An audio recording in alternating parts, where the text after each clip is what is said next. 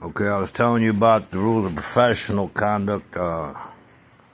This is from 1990. This goes way back. Okay, but could see I copied it out of a book. I checked the internet, and it said www. The World Wide Web didn't start till '93, and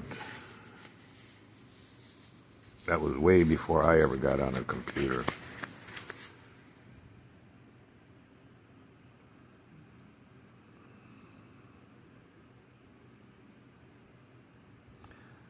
But it's amazing how this is their constitutional duties, which makes all these laws your constitutional rights. I don't know if you understand that. All lawyers and judges, if you ever read their oath of office, see, look at, I even have forms.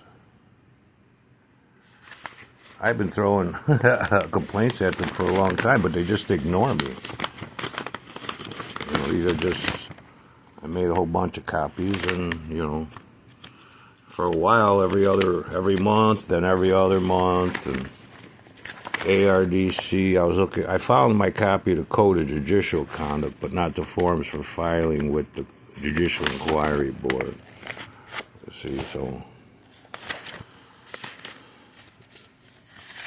And actually, this is made it easy for me to find this, is because I found it in '79, the Rules of Professional Conduct and the Code of Judicial Conduct, so I knew what books to look for. But I missed some of the language that they took out, because I used to use it a lot. I used to tell people I used to use their words against them. Lawyers must also assist in the policing of lawyer misconduct. The vigilance of the bar in preventing and where required reporting misconduct can be a formidable deterrent to such misconduct and a key to maintaining public confidence in the integrity of the profession as a whole in the face of egregious misconduct. So violating the rules at any point is misconduct, whether it's through the preamble or the rules themselves. See, lawyer services are not a commodity. Okay, they're not a commodity, and that's what they're doing. It's a business. They're supposed to legally required to do what's in the public interest to maintain the public trust, and they're not doing it. These are their legal obligations to the public in general, just not to you.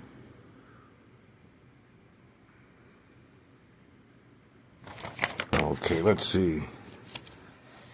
Tell you about competence. Not doing anything, any of this is a lack of competence. Okay?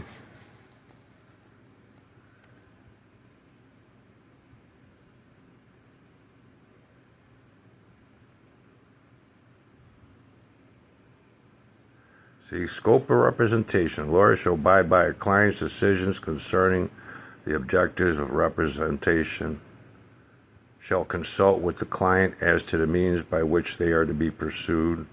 A lawyer shall abide by a client's decision whether to accept an offer of settlement.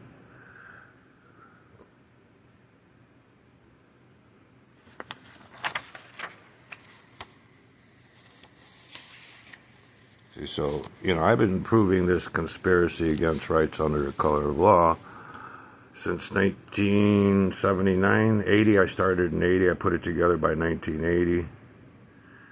And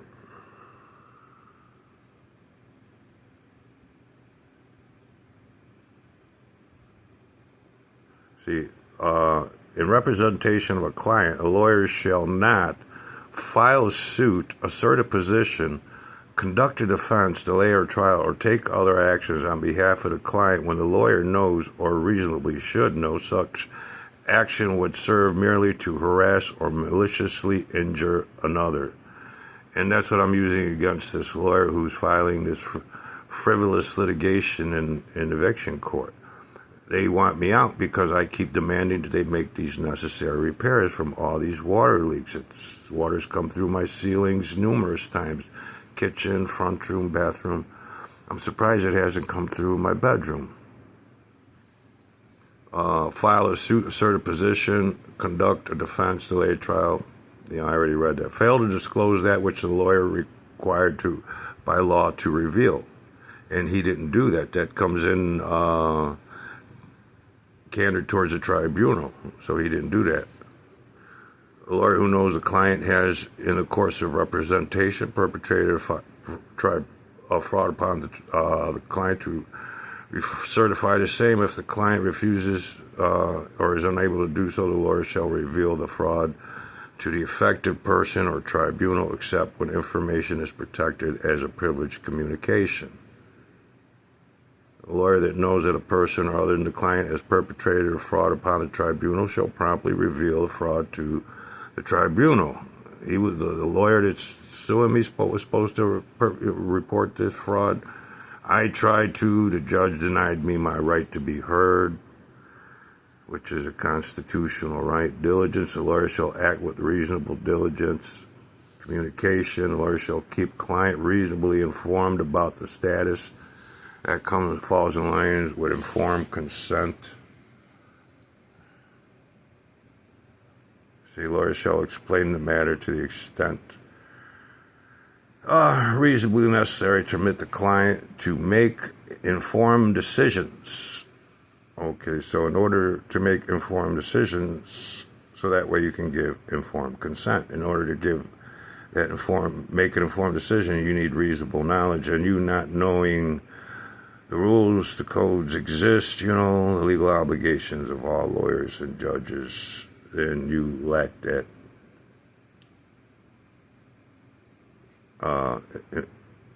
ability to make informed decisions. I mean, I'm quite sure you didn't know this, otherwise you wouldn't be watching this video.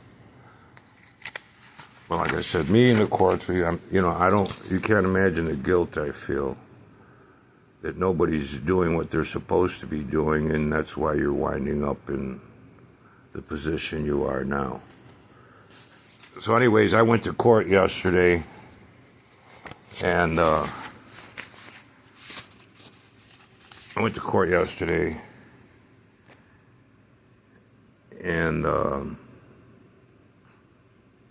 got a continuance. I have to file a motion in answer to their motion, and they made allegations, erroneous allegations, and the judge didn't even check.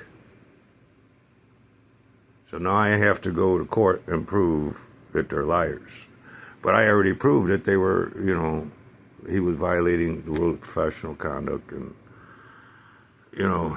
regretfully, there was no camera in the court to record this. The only one witnessing this outside of me and the judge and the attorneys was me, the judge, and the attorneys, and my healthcare worker.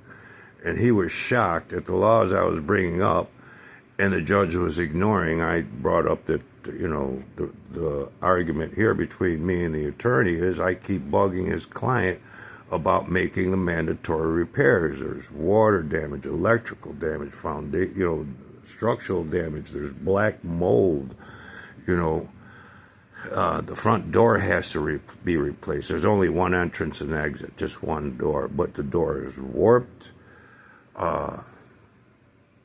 It just needs to be replaced.